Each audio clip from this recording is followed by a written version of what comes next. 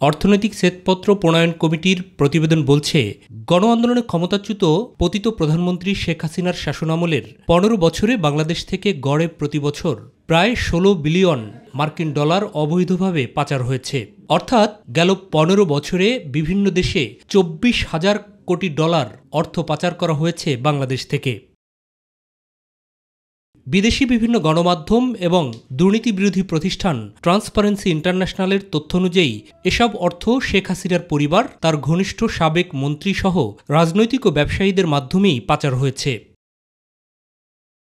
বিপুল পরিমাণের পাচার হওয়া এই অর্থ ফিরিয়ে আনতে অন্তর্বর্তী সরকার গেল বছরের সেপ্টেম্বর মাসে ১১ সদস্যের একটি টাস্কফোর্স গঠন করে, যার নেতৃত্ব দিচ্ছেন সেন্ট্রাল ব্যাংকের গভর্নর। সোমবার যমুনায় মানি লন্ডারিং প্রতিরোধ সংক্রান্ত উচ্চ পর্যায়ের বৈঠক অনুষ্ঠিত হয় প্রধান উপদেষ্টা ড. মোহাম্মদ ইউনূসের সভাপতিত্বে। পরে ফরেন সার্ভিস একাডেমিতে ব্রিফিংয়ে বৈঠকের বিষয় তুলে ধরেন প্রধান উপদেষ্টার প্রেস সেক্রেটারি শফিকুল আলম।